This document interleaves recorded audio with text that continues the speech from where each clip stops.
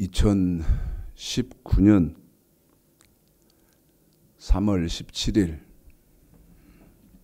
3월 세 번째 주일 아침 예배 시간입니다. 지금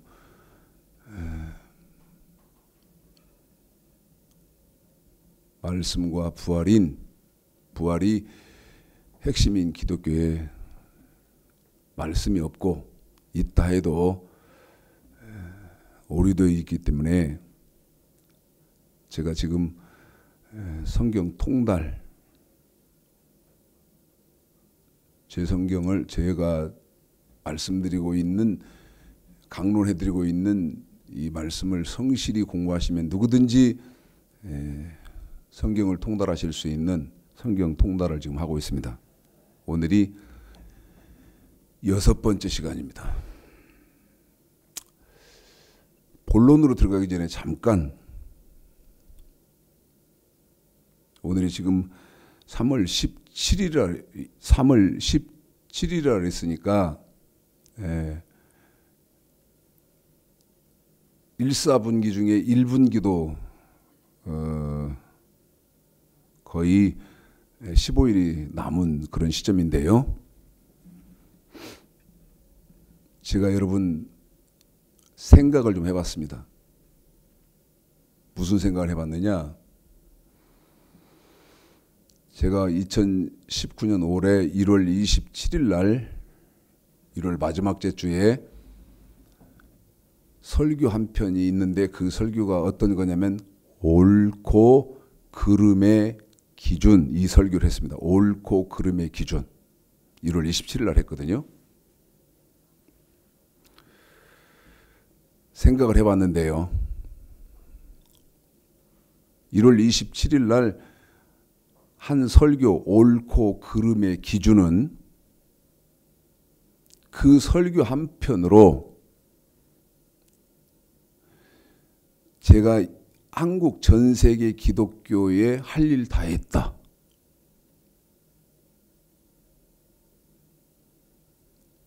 여러분 무슨 말인지 이해하세요? 2019년 1월 27일 한 설교 옳고 그름의 기준, 그 설교 한 편으로 2019년 올해 앞으로도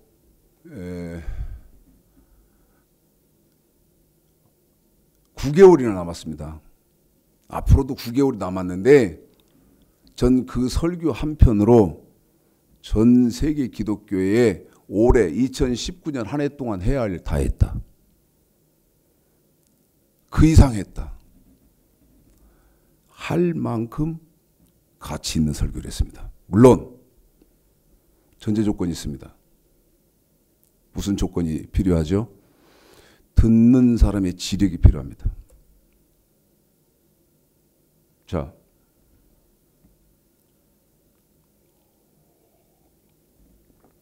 아무리 귀한, 세상에 존재하지 않는 유일무이한 보물이 있다 합시다. 이 보물을 알아볼 수 있는 전문가적인 지식, 이거 가지고 있는 사람은 이 보물을 알아보지만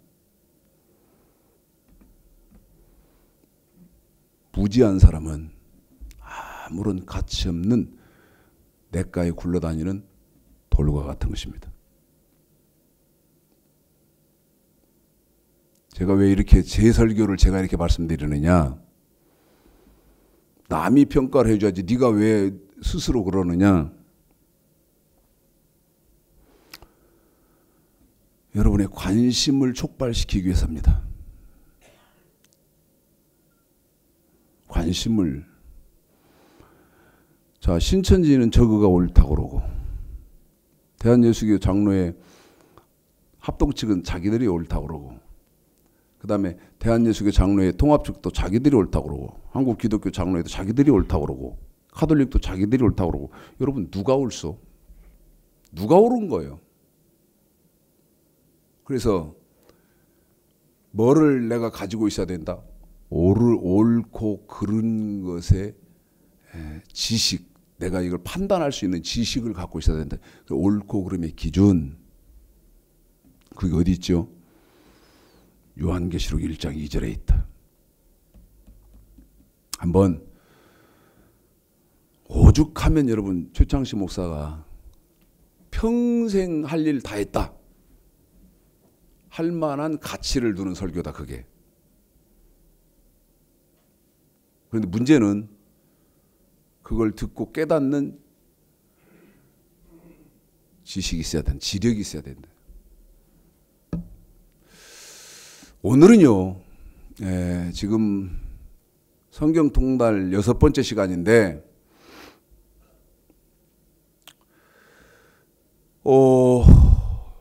오늘 설교를 통해서도 엄청난 몰매가 뒤에서 기다리고 있을 그런 설교를 하겠습니다. 몰매가 기다리고 있습니다.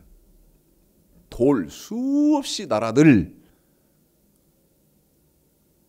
돌이 기다리고 있다는 걸 알아요. 그런데 인자야, 에스겔서 2장 3장이요. 인자야, 주의 종은 어떤 사람입니까? 인자야, 내 말을 네 입에 두었은즉 너는 패역한 내 백성들에게 가서 이르기를 주 여호와의 말씀은 이렇다고 해라. 전갈이 물고 가시가 찔러도, 여러분 전갈이 물고 가시가 찔러도 그 말은 무슨 말입니까? 야 이 새끼야, 왜 그게 그 말이야? 그렇게 따진다는 것입니다. 전갈이 물고 가시가 찔러도 내 말을 네 입에 두었은즉 여호와의 말씀은 이렇다 해라.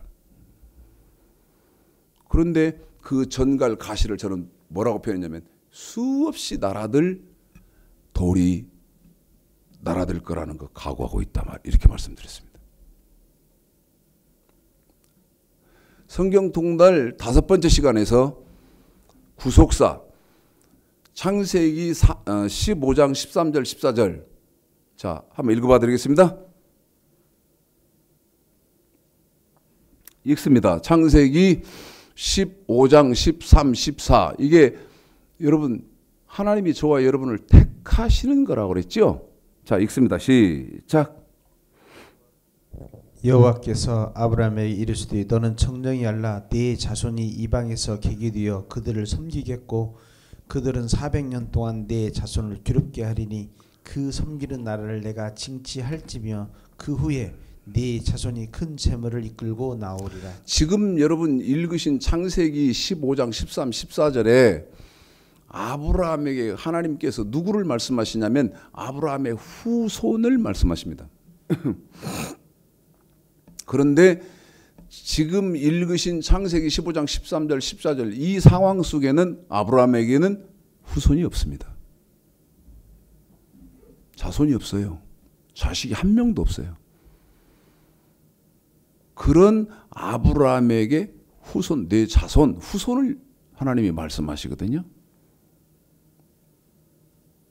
그러면 그 하나님께서 창세기 15장 13, 14절에 말씀하신 그 자손이 구체적으로 어디에서 하나님이 등장시키면서 우리에게 설명을 하시느냐? 출애굽기에 등장을 시켜놓고 하나님이 설명을 하십니다. 그런데 출애굽기에 등장된 아브라함의 후손들은 창세기 15장 13, 14절로부터 몇 년이 흘렀느냐? 430년이 흘렀습니다. 430년이 흘렀어요. 그러니까 430년 뒤에 등장되어질 아브라함의 후손을 하나님은 어디에서 미리 말씀하신다? 창세기 15장에서 미리 말씀하셨습니다. 그것을 저와 여러분을 하나님의 백성으로 택한 것을 어느 때 택했다고 말씀하시냐? 창세 전에 어머니 어머니 모태로부터 저와 여러분을 하나님 백성으로 택했다고 하지요. 그래서 마태복음 18장이었습니까?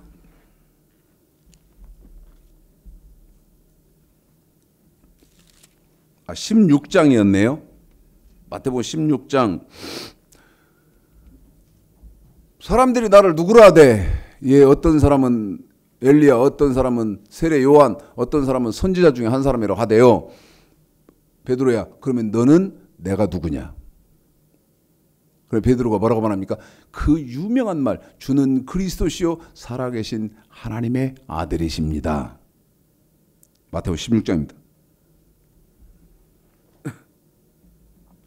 읽습니다. 16장 13절서부터 17절까지예요. 시작.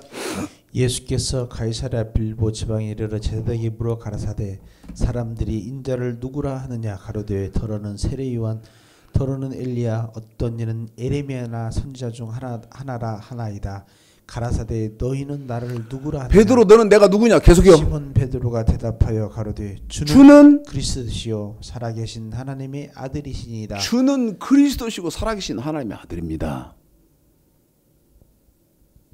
잘 들으셔야 됩니다. 그런데 그 다음 말이 마태복음 16장 17절 그 다음 말이 주는 그리스도시고 살아계신 하나님의 아들이라고 한 그 고백.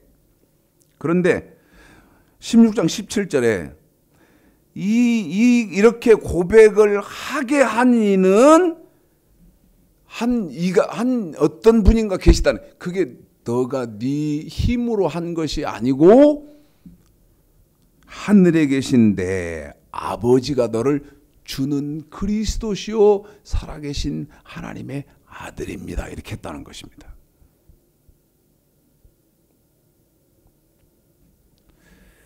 제가 지금 여러분 그 기독교의 지금 지력 가운데에서 이걸 여러분에게 쉽게 정의해 드리기가 조금 머릿속에서 정리가 어렵거든요.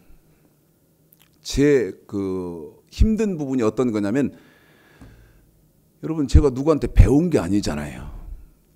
배웠어야 그분이 사용한 언어를 써서 저도 정립하기가 쉬운데 배운 일이 없거든요. 그래서 제 입에서 나가는 언어가 처음 사용되는 언어이기 때문에 저도 여러분에게 이걸 쉽게 설명해 드리기가 너무 어려워요. 자, 16절 주는 그리스도시요 살아계신 하나님의 아들입니다. 마태복음 1장입니다. 14.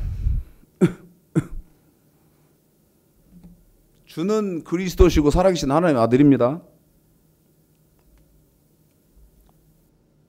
마태복음 1장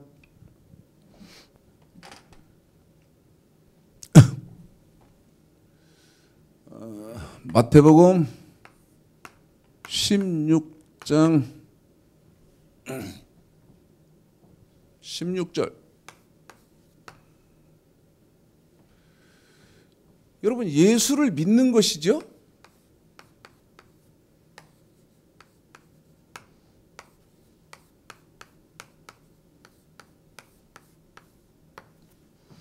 그러면 예수를 믿으면 여러분 어떻게 되는 거죠? 자, 마태복음 1장 21절 읽습니다. 시작. 아들을 낳으리니 이름을 예수라 하라. 이는 그가 자기 백성을 저희 죄에서 구원할 자이심이라 하니라. 여러분 이 예수는요, 이 예수는 자기 백성,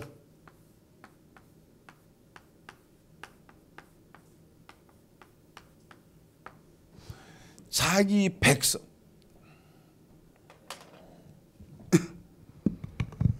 제가요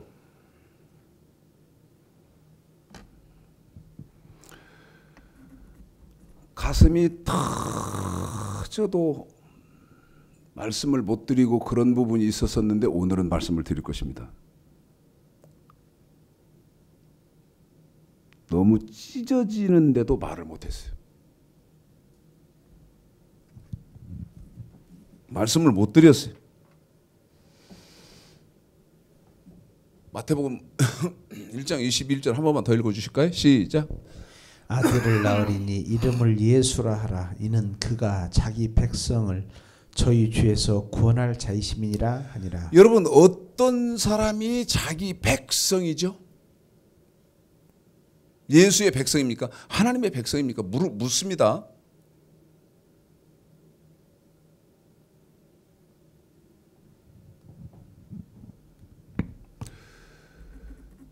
여러분, 불행한 일이지만 좀 생각을 해보십시다. 우리 지금 교회 예배가 시작됐습니다. 가정을 하자 해보자 이 말이죠. A라는 교회가 지금 예배를 시작했어요. 예?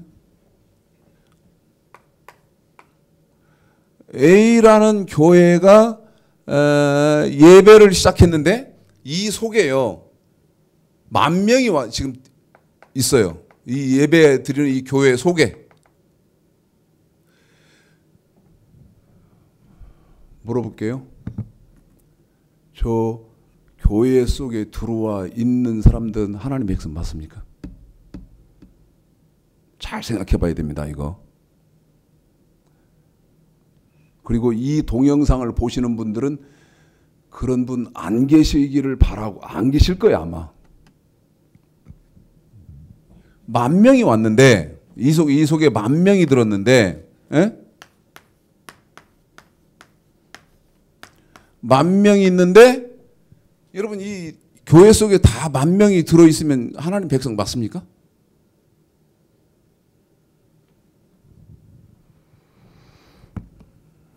우리 교회도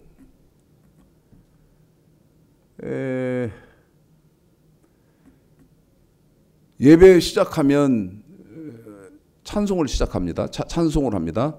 그 다음에 찬송을 이렇게 부르다가 보세요. 여기 속이 터져 죽을 지경이에요. 그리고 정신들 차려야 됩니다. 특히 목사들이 이 설교 지금 보면 정신 차려야 되죠. 참석을 했어요. 이 속에. 지금 예배에 참석했다고. 찬송 부르죠. 그런데 찬송 부르기 전에 헌금도 냈어요. 찬송 부릅니다. 그 다음에 찬송 부르고 나면 저희 교회는 이제 신앙 고백합니다. 사도신경.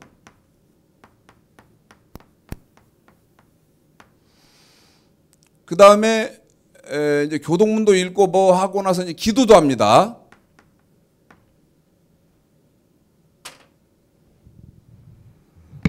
저 속에 들었는데요.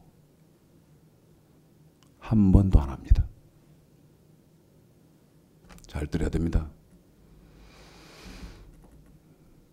주 예수 이름으로 기도드렸습니다. 아멘 하죠? 안 합니다. 여러분, 이런 사람이 지금 마태복음 1장 21절에서 말하는 자기 백성, 예수님의 백성 맞습니까? 아니요. 아닙니다. 그냥 그 속에 들어와 있을 뿐이에요. 이게요. 난 현장에서 보거든. 죽을 지경이에요. 네? 안 합니다. 신앙 고백 안 해요.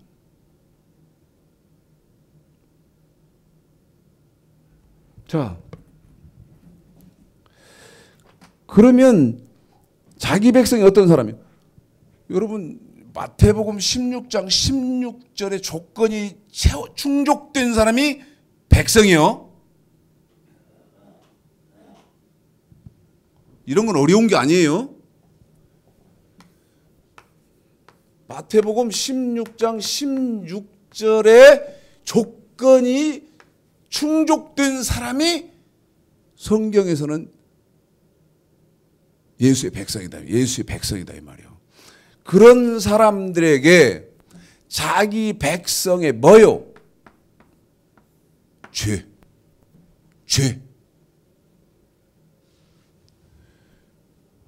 이 죄에서 구원을 해준다는 거예요. 자, 이 죄에서 구원받는 것이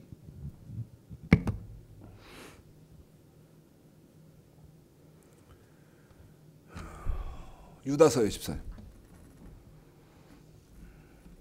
유다서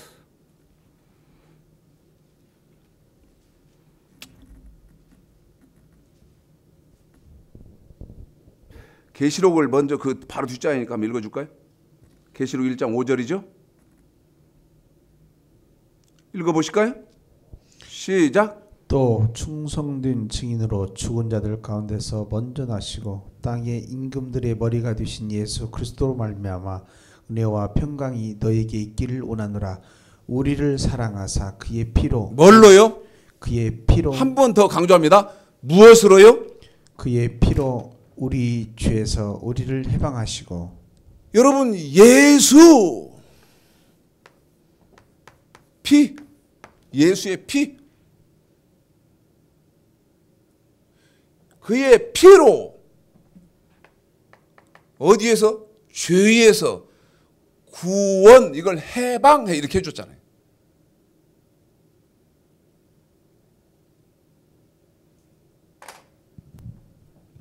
유다서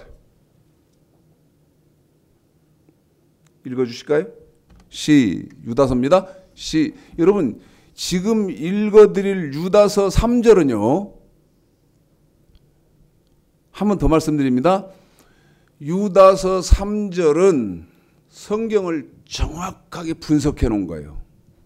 그런데 제가 뭐라고 말씀드렸느냐? 택하심에서 성경은 어떻게 구성되어 있다 그랬어요? 무슨 사로 구속되어 있다고, 구성되어 있다고 말씀드렸습니까? 구속사, 언약사. 성경은 구속사와 언약사로 구분되어 있다. 성경 통달 5번째 시간 택하심에서 여러분에게 말씀드렸던 그것을 기억하신 상태에서 유다서 1장 3절 한번 읽어보겠습니다. 읽습니다. 시작. 사랑하는 자들아 내가 우리의 일반으로 얻은 구원을 들어 거기요. 일반으로 얻은 구원. 거기까지만 한번 더 읽어주고. 그러니까 유다서 1장 3절. 여러분 또 여러분에게 말씀드리는데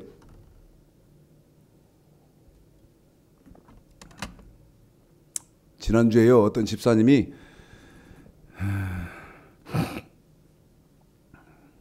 저를 만났는데 이분이 저한테 목사님 제가 목사님 설교 들었거든요. 그럼 저보고 뭐라고 말을 하냐면 설교 한 편을 추천해 주세요. 그래서 설교 한 편을 추천해 주세요. 그래서 그냥 기초부터 보세요. 그랬더니 설교를 보다가요 막 욕을 해요. 제 앞에서 제 앞에서 막 욕을 막 해요. 그래서 깜짝 놀랐고 아니 뭔 욕을 그렇게 해요? 나한테 하는 줄 알았어. 제 동영상을 틀어놓고 지금 보면서 막 욕을 하길래 여러분 제 동영상을 틀어놓고 내 동영상을 보고 욕을 하면 그 나한테 하는 거지 누구한테 하는 거겠어. 깜짝 놀랐고 왜 욕을 그렇게 해요? 했더니 목사님한테 하는 거 아니에요. 내가 왜 그럼 누구한테 하세요? 그랬더니 우리 목사한테요. 우리 목사한테 하는 거예요. 왜요? 그랬더니 여러분 욕한 걸 내가 여러분에게 다 말을 못해서 그렇지 그 욕을 막 하면서 나한테 무슨 짓 한 거예요? 뭐 가르쳤어? 내가 무슨 짓 하고 있었어요? 막 욕을 막 해요. 제가 이거 막 무안해서 어떻게 하들 못하겠더라고. 막 쌍욕을 하는 거예요. 쌍욕을. 자기 목사한테. 예? 여러분, 유다서 하여튼 더 제가 곁길로 가면 안 되고 광범위하다고 자꾸 그 범위를 넓히면 안 되고, 유다서는 일반적으로 얻은 구원이 있어요. 첫 번째가, 예? 이게 유다서의 지금 3절이잖아요. 그 다음에 이 일반으로 얻은 구원, 이 말이 무슨 말이냐면 일반적인 구원이라는 거예요. 일반적인 구원, 일반적 이런 그 단어를 못 들어봤잖아요. 기독교에 이런 단어가 그냥 아주 쉽게 보편적으로 주고받는 그런 언어들이 아니잖아요. 그러니까 어렵다는 거예요. 이 일반적인 구원이라는 건 말은 무슨 말이냐? 자, 로마서 10장. 로마서 10장.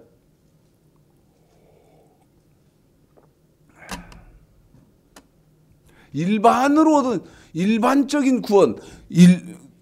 유다서 1장 3절에 이렇게 되어 있잖아요. 제가 읽고 나면 우리 집사님이 로마서 10장 9절서부터 13절까지를 읽어드릴 것이거든요. 사랑하는 자들아, 내가 우리의 일반으로 얻은 구원을 들어 그러잖아요. 일반으로 얻은 구원. 그러면 일반으로 얻은 구원이 뭐냐는 거예요. 자, 읽어봅니다. 시작.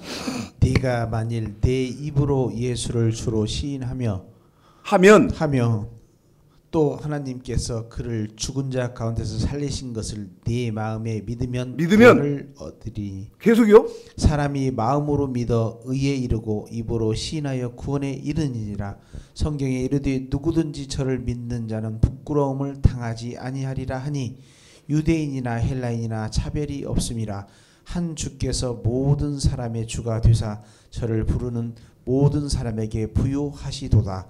누구든지 주의 이름을 부르는 자는 구원을 얻으리라. 여러분, 로마서에서 이 유다서 1장 3절에 일반으로 얻은 구원, 다시 말씀드리면 일반적인 구원이라는 말은 무슨 말이냐면, 여기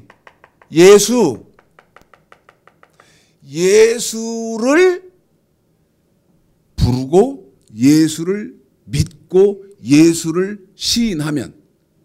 그런데 제가 뭐라고 말씀드렸어요? 아까 교회 안에 의외로 어떤 사람들이 많다? 입 딱 다물고요.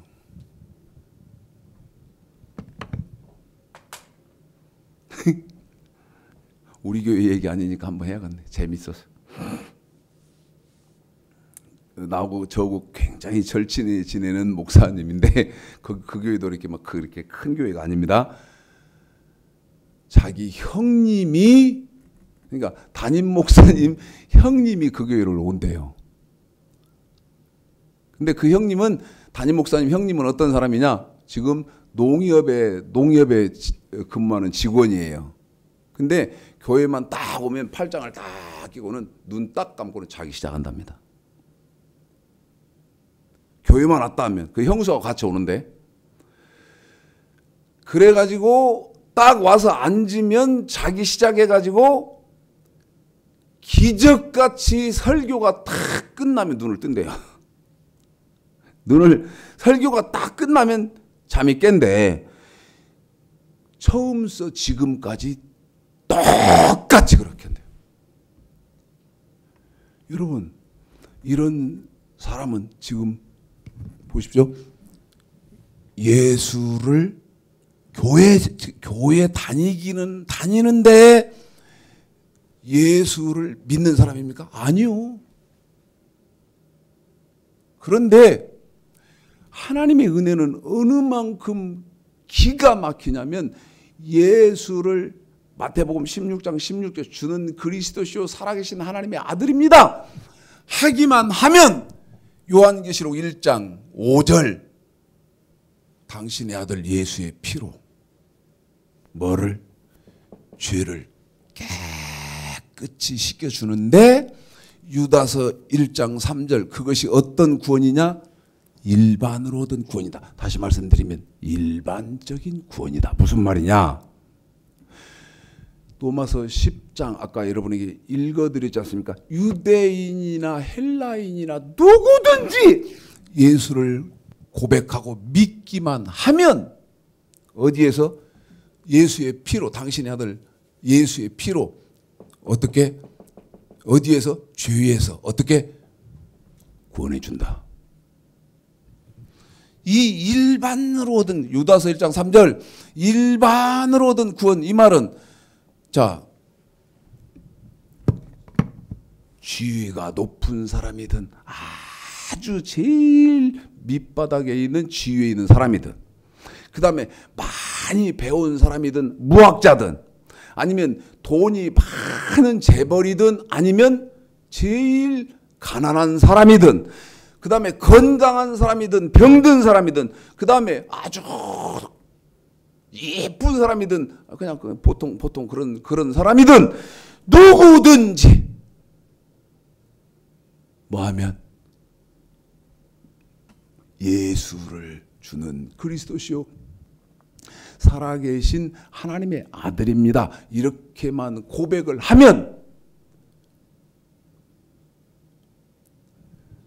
일반으로 얻은 구원.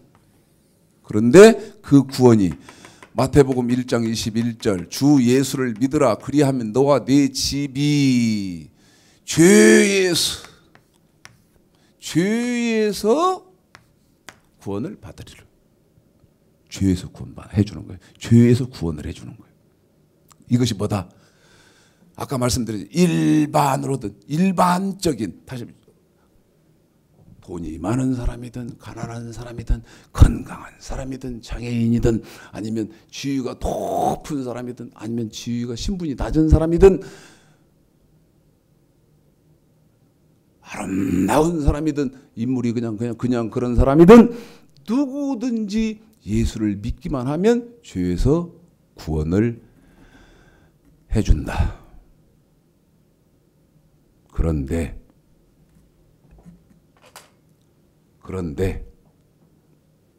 이제 문제입니다. 문제가 생깁니다. 자, 무슨 문제가 생기느냐? 질문을 할 테니까 누가 나한테 전화 좀 해서 근데 답도 내가 해버리니까. 자, 그 예수의 피로 죄에서 구원받은 사람들은 출애굽기 12장입니다. 이제 여기서부터 여러분 정신을 똑바로 차리셔야 됩니다. 출애굽기 12장이요.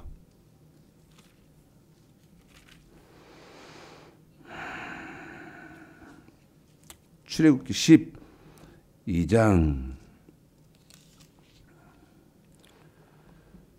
자, 읽어볼까요? 읽습니다. 시작. 여호와께서 애굽 땅에서 모세와 아론에게 일러 가라사대 이 달로 너희에게 달의 시작 곧 해의 첫 달이 되게 하고 너희는 이스라엘 회중에게 구하여 이르라. 이 달 열흘에 너희 메인이 어린 양을 취할지니 각 가족대로 그 식구를 위하여 어린 양을 취하되 그 어린 양에 대하여 식구가 너무 적으면 그 집의 이웃과 함께 인수를 따라 하나를 취하며 각 사람의 식량을 따라서 너희 어린 양을 계산할 것이며 너희 어린 양은 흠없고 1년 된 수컷으로 하되 양이나 염소 중에서 취하고 이달 40일까지 간직하였다가 해질 때에 이스라엘 회중이 그 양을 잡고 그 피로 양을 먹을 집 문 좌우 설조와 임방에 바르고 그 밤에 그 고기를 불에 구워 무교병과 쓴 나물과 아울러 먹되 난로나 물에 삶아서 먹지 말고 그 머리와 정강이와 내장을 다 불에 구워 먹고 아침까지 남겨두지 말며 아침까지 남은 것은 곧 소화하라. 너희는 그것을 이렇게 먹을지니 허리에 띠를 띠고 발에 신을 신고 손에 지팡이를 잡고 급히 먹으라. 이것이 여호와의 유월절이니라. 여러분 지금 애굽에서 아브라함의 후손들을 출애굽시키기 전에 유월절을 지킵니다. 그런데 이 유월절에는 양을 잡죠. 양을 잡아서 7절 잡은 그 피로 양을 먹을 집, 문, 좌우, 설주와 임방에 바르고. 여러분, 유월절에 잡는 애굽에서 지금 아브라함 후손들이 출애굽기 12장에서 유월절에 잡는 유월절 양, 유월절의 양은 여러분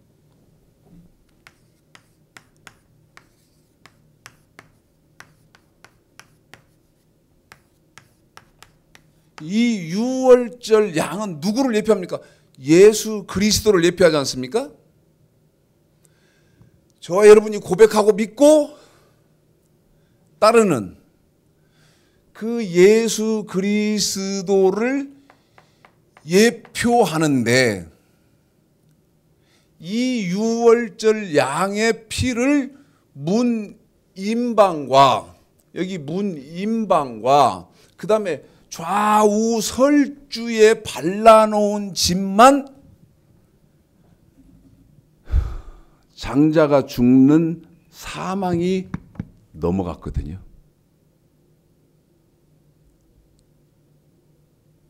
그런데 창세기 2장입니다. 이제 잘 들어야 합니다. 지금 방금 제가 전제했습니다. 자, 유월절 양.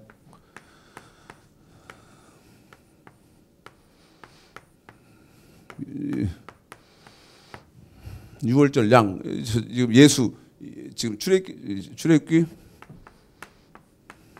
12장. 여러분에게 지금 말씀 드려놨죠? 그런데 그래놓고 지금 어디를 가냐면 창세기 2장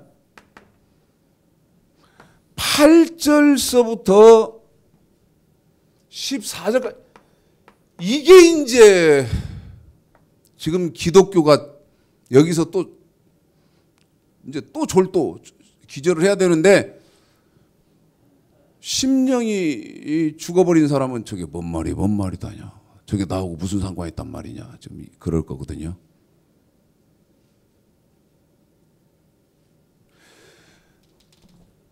고백을 해서 예수를 믿게 된 사람들은 읽습니다. 집사님. 창세기 2장 8 읽어볼까요? 시작. 여호와 하나님이 동방에 에덴의 동산을 창설하시고 그 지으신 사람을 거기 두시고. 한 번 더 여기 집사님, 내가 우리 집사님을 좀 수고를 시키겠습니다. 여러분 창세기 2장 지금 8절을 우리 집사님 읽었는데요. 이 8절을 정확하게 아셔야 됩니다. 이 8절 속에요 엄청난 뜻이 있어요. 한번 읽어볼까요? 시작. 여호와 하나님이 동방에 에덴의 동산을 창설하시고 그 지으신 사람을 거기 두시고. 이렇게 뚜루룩 읽어버리면 읽는 것은 그냥 3초나 4초나 되면 읽습니까? 여호와 하나님이 동방 에덴의 동산을 창설하시고 그 지으신 사람을 거기 두시고. 읽기는 읽었는데 이게 내용을 모르면요. 그런데 이 창세기 2장 8절에는 엄청난 뜻이 있어요. 그러면 쉽게 요약을 하면 무슨 뜻이 있냐? 무슨 뜻이? 한 번 더 읽어주세요. 내가 우리 집사님을 수고를 시키겠다고 한 말이 그래서 그런 거예요. 왜? 이 속에 뜻이 엄청나거든요. 읽어볼까요? 여호와 하나님이 동방의 에덴의 동산을 창설하시고 그 지으신 사람을 거기 두시고. 한 번 더 읽어드립니다. 시작. 여호와 하나님이 동방의 에덴의 동산을 창설하시고 그 지으신 사람을 거기 두시고. 무슨 말이냐? 이 무슨 말이냐? 에덴 동산이 나옵니다. 에덴 동산이 나와요.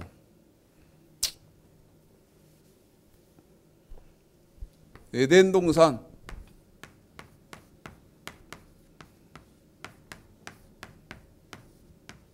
창세기 2장 8절. 여러분 무슨 말이냐 이게. 마태복음 16장 16절. 주는 그리스도시요 살아계신 하나님의 아들입니다. 다시 말씀드리면 출애굽기 12장에서 유월절 양, 그 유월절 양은 예수 그리스도의 피, 예수의 피, 내가 그렇게 말씀드렸잖아요. 예수의 피를 발라서, 예수의 피를 발라서, 다시 말씀드리면 예수를 고백하고 예수를 믿은 사람들은 창세기 2장 8절, 하나님은요 절대 세상에 두시지 않고 어디로 데리고 들어간다? 에덴 동산으로 데리고 들어간다는 거예요. 한 번 더요.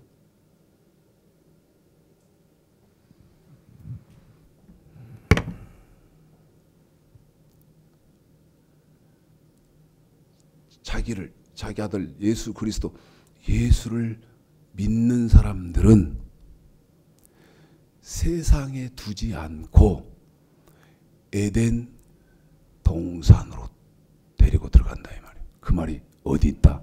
창세기 2장 8절에 있다 그 말이에요. 그러면 이제 여러분이 내가 물을 거예요. 여러분은 지금 에덴 동산에 계시냐고 물을 거예요. 여러분 에덴 동산에 계십니까? 자,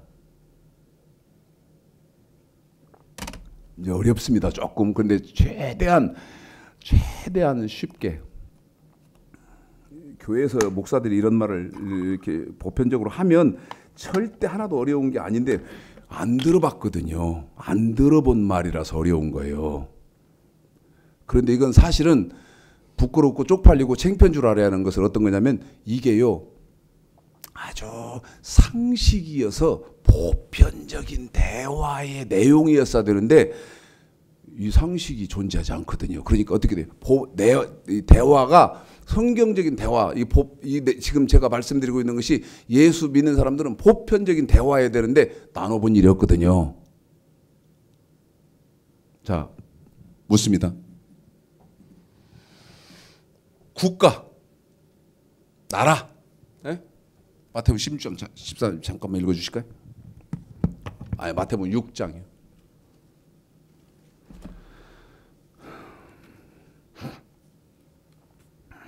마태복음 6장 33절이요. 읽어보실까요? 시작. 너희는 먼저 그의 나라와 그의 의를 구하라. 그리하면 이 모든 것을 너에게 더하시리라. 한 번만 더요. 시작. 너희는 먼저 그의 나라와 그의 의를 구하라. 그리하면 이 모든 것을 너에게 더하시리라. 물어봅니다, 여러분. 국가, 나라죠? 예? 약자로 세겠다. 나라인데 국가의 충족 조건은 뭐죠? 무슨 목사 설교 저런 말이. 국가의 충족 조건이 뭐예요? 예를 들어서 한국이다. 대한민국. 예? 대한민국.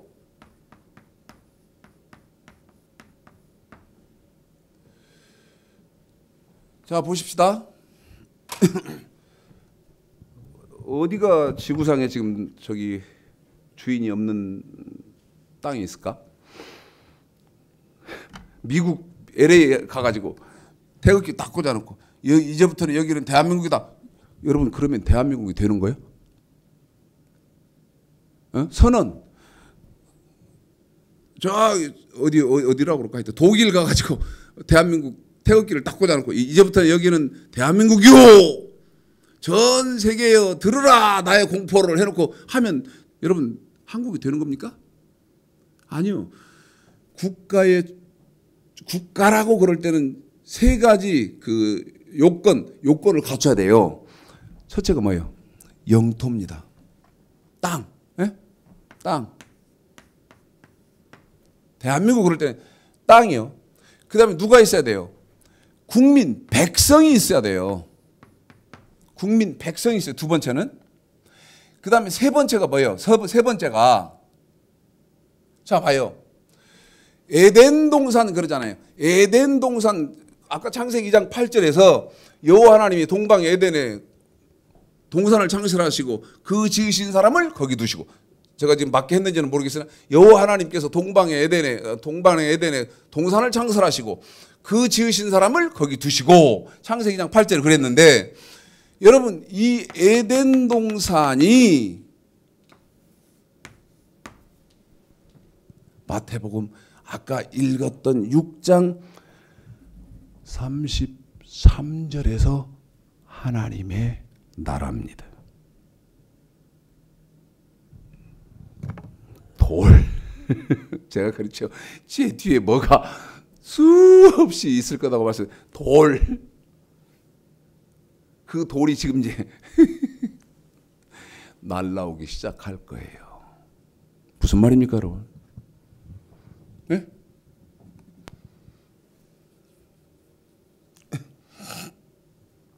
자, 창조의 배경, 성경 통달에서 창조의 배경 들으셨죠? 공부하셨죠? 그러면 우리가 살고 있는 이 땅은 어느 놈 나라예요? 사단의 나라예요. 요한계시록 2장에서 보면 사단의 위, 사단의 자리. 그래서 세상은 악한 자에게 속하였다. 악한 자가 그 통치자고 마태복음에서 마가복음에서도 우리 사장에 마귀가 와서 이건 내 거다. 내가 하나님으로부터 받은 것이다. 이렇게 한다고 말씀 다 보셨잖아요. 그러면 지구가 다 하나님 나라냐? 아니요. 지구는 지구는 그 사단의 나라예요. 그 사단의 나라에 어디? 하나님의 나라가 있다 이 말. 그 하나님의 나라가 어디냐? 에덴 동산이에요. 창세기 2장 8절에서. 그러면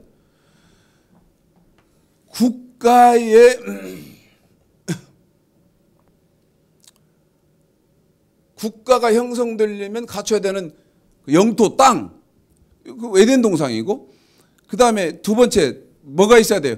국민이 있어야 돼요. 국민. 그러면 누구요? 마태복음 16장 16절 주는 그리스도시요 살아계신 하나님의 아들입니다 하고 고백했던 사람들. 출애굽기 12장에서 애굽에서 나올 때 그 유월절 양을 잡아서 유월절 양의 피로 문인방과 좌우 설주에 바르고 고기를 먹었던 사람들.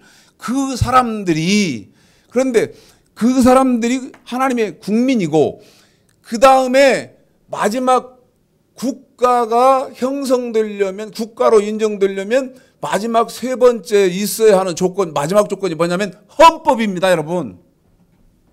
헌법.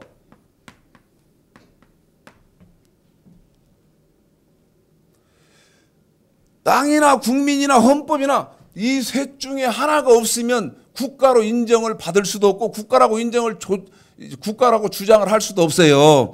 그런데 헌법은 그러면 여러분 이 땅 국가로 인정받을 때 첫 번째 조건이었던 영토. 이 영토가 예를 들어서 봐요. 우리 대한민국이 지금 이렇게 됐다고 하자 이거야. 대한민국 지금 한반도가 이렇게 돼 있는데 여기는 대한민국이고 여기는 북한 인민공화국이란 말이에요. 그러면 이 헌법의 효력이 발생하는 데까지가 영토예요. 나라의 영토란 말이에요.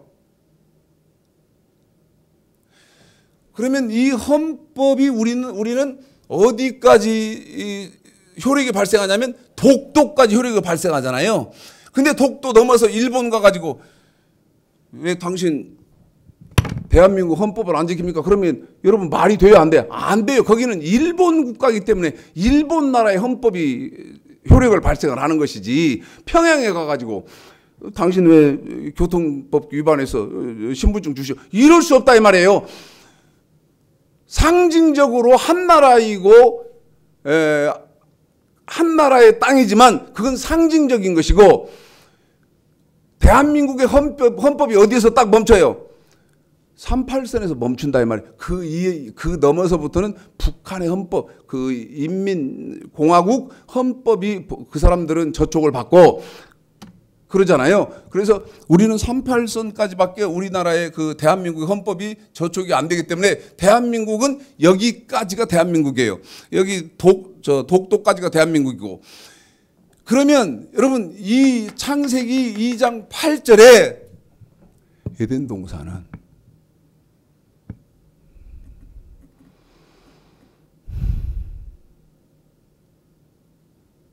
하나님의 법이 효력을 발생하는 데예요. 한 번 더 묻습니다. 이거 여러분 굉장한 말이에요. 지금 최 목사님 지금 무슨 얘기하려고 그러는지 감도 못 잡으니까 여러분 지금 제 설교를 지금 어떻게 평가하고 계시는지 모르겠는데, 이 지구는 사단의 땅이잖아요. 그 사단의 자리에 유일하게 어디? 에덴 동산을 하나님은 당신의 나라로 정했다 그 말이요. 어디만? 에덴 동산만. 그런데 그 에덴 동산은 아까 내가 뭐라고 했어? 하나님의 나라다. 그러려면 세 가지 조건이 갖춰야 된다. 거기에는 땅이 있어야 되고, 땅은 에덴 동산이고, 그 다음에 국민은 아까 그 유월절 양바르 그 사람들 국민 백성이고, 그 다음에 헌법 뭐요? 여러분 말할 것도 이 성경이요. 그러면 이제 내가 물으려고 그래요. 물으려고. 네?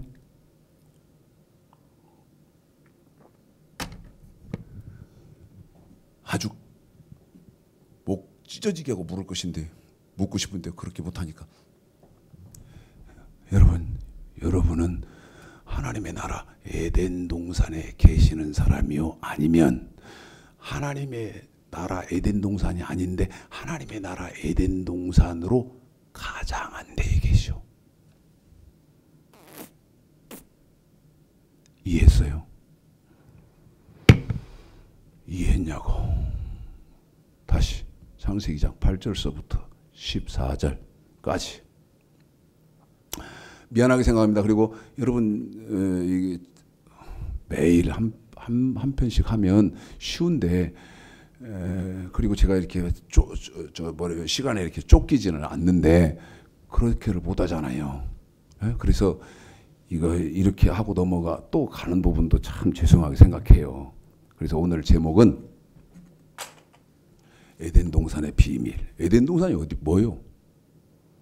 교회예요, 교회. 그러면 여러분, 제가 여러분에게 물었죠? 여러분 지금 하나님의 나라에 계십니까? 다시 말씀드리면 여러분 하나님의 교회에 있는 거 봤소? 물었잖아요. 읽고 전개하겠습니다. 시간이 지금 거의 다 끝났어요. 시작. 여호와 하나님이 동방의 에덴의 동산을 창설하시고 그 지으신 사람을 거기 두시고, 여호와 하나님이 그 땅에서 보기에 아름답고 먹기에 좋은 나무가 나게 하시니 동산 가운데에는 생명나무와 선악을 알게 하는 나무도 있더라. 강이 에덴에서 발원하여 동산을 적시고 거기서부터 갈라져 네 근원이 되었으니 첫째의 이름은 비손이라. 금이 있는 하울라 온 땅이 둘렀으며 그 땅의 금은 정금이요 그곳에는 베델리엄과 호마노도 있으며, 둘째 강의 이름은 기흔이라. 구스 온 땅이 둘렸고 셋째 강의 이름은 히데겔이라. 아수르 동편에서 흐르며 넷째 강은 유브라데더라. 여러분 여러분이 여러분 지금 창세기 2장 8절서부터 14절까지 에덴 동산이 없습니다. 그때 창세기 2장 8절서부터 14절까지 그 하나님이 지정하신 에덴 동산은 실제로 지역이 존재했으나 노아 홍수 때 그 에덴 동산이 파괴돼서 없어져 버렸어요. 그런데 지금 여러분에게 물으려고 하는 것은 그 노아 홍수로 말미암아 파괴되어져 버린 지금 창세기 2장 8절서부터 14절까지 이 에덴 동산이 없냐 이 말이에요. 있다 그 말이에요. 지금 반드시 여러분은 에덴 동산에 계셔야 되는데 여러분 지금 에덴 동산에 계시냐 그 말이 무슨 말이에요? 하나님 나라에 지금 여러분 계시냐 그 말이죠. 그러면 에덴 동산에는 자 봐요. 막 교회가 막 수천만 명씩 막 모이고 막 아주 시스템도 막 잘 돼 있고 막 그다음에 막 시설도 막 기가 막히고 막 거기 막 권세자들 막 그저 막 세상에 막 권력 있고 막 그런 사람 부자들 막 재벌들 막 오고 여러분 그게 그러면 거기가 교회예요? 에덴 동산이요? 에덴 동산에 여러분이 이곳이 에덴 동산이다 아니다 기준이 뭐예요? 굉장히 중요한 말 한 거예요. 내가 지금 있는 이곳이 에덴 동산이다 아니다 하는 기준이 뭐냐고. 그래서 옳고 그름의 기준 이거 하나로 난 기독교 할 일 다 한 사람이다고 할 만큼 내 설교 비중을 높여놓은 거 아니에요. 내가 아니 누가 우리 교회 와봐 뭐 연예인 유명한 사람도 있고 그 다음에 뭐 학위적으로도 막 굉장한 분이 계시고 막 그런 교회에 와봐 여러분 그런다고 해서 거기가 하나님의 나라 창세기 2장 8절에서 지금 말하는 그 에덴 동산 맞냐 이 말이요? 아니다 이 말입니다. 에덴 동산에는 반드시 뭐가 있어야 되느냐? 선악과가 있어야 된다 그 말이요. 선악과가 있어야 된다. 자, 시간이 이제 다 끝나버렸거든요. 저 보고 지금 5분 남았다고 사인이 들어왔는데 보세요. 하나님이 유월절 양을 잡죠. 그런데 그 유월절 양은 출애굽기 10장이란 말이에요. 그런데 창세기 2장 8절 하나님은 당신의 백성을 절대 마귀의 세상에 안 둬요. 그리고 어디다 둬요? 어디로 데리고 반드시 어디로 데리고 들어가요? 반드시 어디로 데리고 들어가요? 에덴 동산으로 옮겨놔요. 에덴 동산에 있어야 된다고요. 그런데 에덴 동산에는 자 사람 많고 막 고급 차가 막 와서 막 헌금 막 척척 내고 가고 막 그럼 에덴 동산 그게 아니요. 선악과가 있으면 에덴 동산이고 선악과가 없으면 에덴 동산이 아니다 그 말이죠. 그건 하나님 나라가 아니다 그 말이에요. 그러면 내가 여러분에게 묻는다고 선악과가 뭐냐고.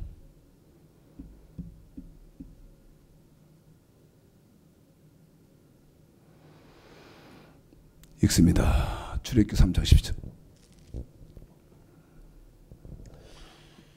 아담이 가로되 하나님 14님 출애굽기예요. 출애굽기 3장 12절. 하나님이 가라사대 내가 정녕 너와 함께 있으리라. 내가 백성을 애굽에서 인도하여 낸 후에 너희가 이 산에서 하나님을 섬기리니 이것이 내가 너를 보낸 증거니라. 출애굽기 3장 12절 산, 네? 산이 나와요.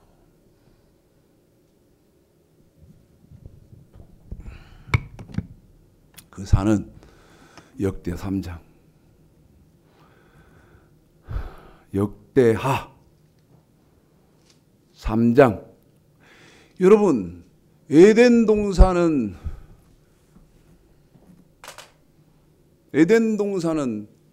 어디죠? 뭐 저기 저 사우디아라비아에 있는 어디 뭐 그다음에 이스라엘 뭐 어디 그다음에 뭐 터키 있는 어디 그런 겁니까? 어떤 그 창세기 2장 8절서부터 14절까지 거기에는 지형적인 분명한 에덴 동산이 있었지만 그 에덴 동산의 실제적인 여러분 뜻은 뭐예요? 하나님을 섬기는 산이다 이 말이에요. 하나님을 섬기는 산, 하나님의 나라, 영토, 하나님의 영토.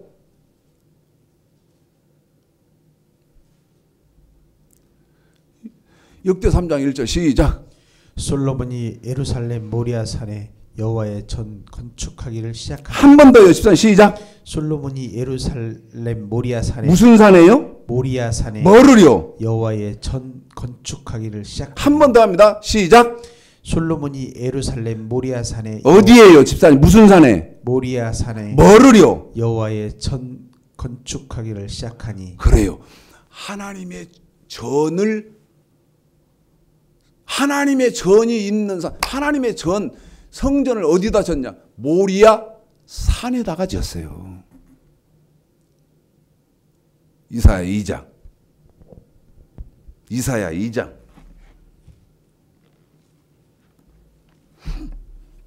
저도 좀 성경을 보겠습니다. 읽습니다. 시작. 아모스 아들 이사야가 받은 바 유다와 예루살렘에 관한 말씀이라. 말이래 여호와의 전의 산이. 자, 2절 우리 집사님 좀 천천히 읽어줄 테니까 얼마나 중요한 말이 2절 3절에 있는지 여러분 잘 들어봐야 돼요. 자, 다시 읽어주세요. 시작. 아모스의 아들. 아니 2절부터 시작. 말이래 여호와의 전의 산이 모든 산 꼭대기에 굳게 설 것이요 모든 작은 산 위에 뛰어나리니 만방이 그리로 모여들 것이다. 3절. 많은 백성이 가며 이르기를 오라 우리가 여호와의 산에 오르며 야곱의 하나님 전에 이르자. 그가 그 도로 우리에게 가르칠 것이라. 우리가 그 길로 행하리라 하리니 이는 율법이 시온에서부터 나올 것이요 여호와의 말씀이 예루살렘에로부터 나올 것임이니라. 여러분 봐요. 하나님의 나라, 하나님의 땅, 영토 어디요? 네? 여의도 순복음교회 몇만이 모이고 그러니까 그 하나님의 땅, 하나님의 영토, 하나님의 나라, 하나님의 교회 맞소?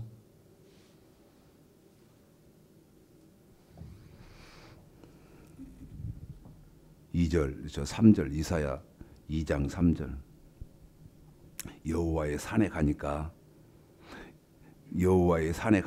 그 간 여호와의 산을 하나님의 전, 하나님의 성전이라고 하는데 여호와의 산, 그 하나님의 성전에 가니까 뭐가 있어? 그 도.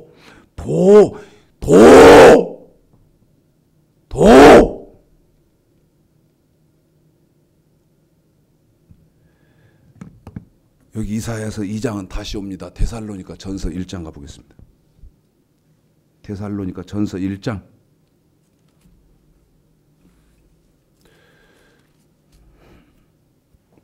6절이요, 집사님. 자, 아까 이사야 2장 3절에 하나님의 교회, 하나님의 영토, 에덴 동산에 갔더니 뭐가 있어요? 도가 있어요. 도가 있습니다. 그런데 그 도를 데살로니가전서 1장 6절 시작. 또 너희는 많은 환난 가운데서 성령의 기쁨으로 도를 받아. 그래요. 아까 이사야서 2장 3절에 도가 있었잖아요. 도가 있었잖아. 자, 다시 이사야서 2장 14절 다시 데살로니가 금방 와요. 이사야서 2장 3절 금방 다시 데살로니가전서 1장은 옵니다. 시작. 많은 백성이 가며 이르기를 오라 우리가 여호와의 산에 오르며 야곱의 하나님 전에 이르자. 그가 그 도로 우리에게 가르칠 것이라. 그런데 그 도가 뭐예요? 계속 읽어요. 우리가 그 길로 행하리라 하리니. 이 도는 뭐예요? 율법이. 그 한 번 더. 이 도는 뭐다고요? 율법이에요. 자, 데살로니가전서 1장 6절 다시 시작. 또 너희는 많은 환난 가운데서 성령의 기쁨으로 도는 율법이잖아요. 도는 한 번 더요. 도는 율법이잖아요. 그런데 5절 시작. 이 율법을 도를 뭐라고 말해요? 시작. 이는 우리 복음이 뭐가요? 복음이 한 번 더 뭐가요? 복음이 한 번 더 뭐요? 복음이 복음.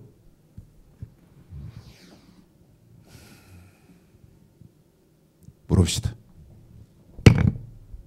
네? 율법이 뭐요? 네? 여호와의 산에 가니까 뭘로 가르친다? 율법으로 가르친다. 율법으로. 네? 그 여호와의 산 에덴 동산 아닙니까? 에덴 동산에 갔더니 예? 율법으로 가르쳐. 율법이 뭐예요? 도요, 도. 예? 도. 그런데 여러분 이 율법 도가 율법이 뭐냐 이 말이에요.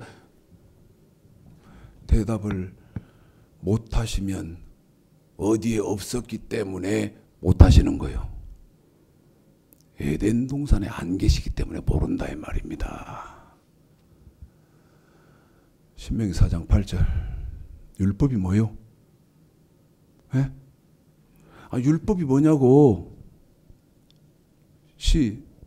율법 가르쳐 드릴게요. 신명기 4장 8절입니다. 시작.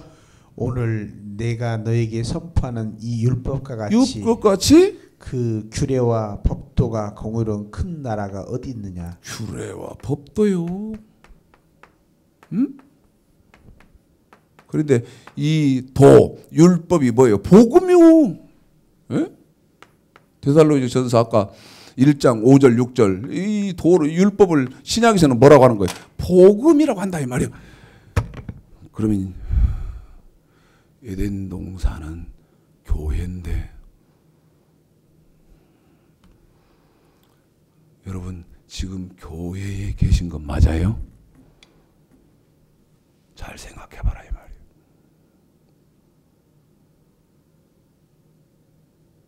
복음 그럴 때는 사도행전 10장 36절에서 예수의 복음 혹은 그리스도의 복음. 복음 그럴 때는 누가복음 16장 16절에서 하나님의 복음. 제가 여러분에게 예수의 복음이 뭐고 하나님의 복음이 뭐고 그리스도의 복음이 뭐냐고 물으면 어떻게 할 거예요? 아하, 나는 에덴 동산에 안 있는 사람이 있지 않는 사람이구나. 경황 없이 황망하게 전해드렸습니다. 저는 이렇게 성경만 들고 와서 정리 없이 이렇게 전해드리지만 여러분은 성령의 기름 풍성하게 부어주시는 성령의 기름 부으심 가운데에 정말 깊은 것까지 다 깨닫게 되시는 은혜와 축복이 있으시기를 주님의 이름으로 축복합니다.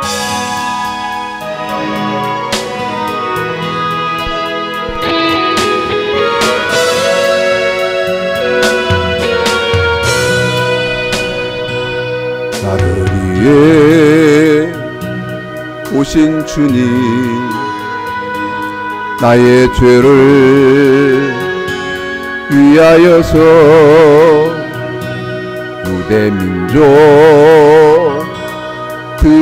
민족들에게 잡히시던 그날 밤에 아무런 말도 없이 우리에게 사랑을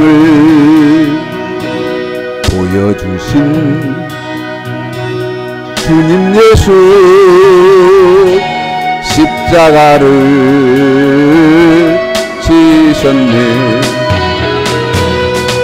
그러나 언젠가 주님을 비나며 원망하고 있을 때에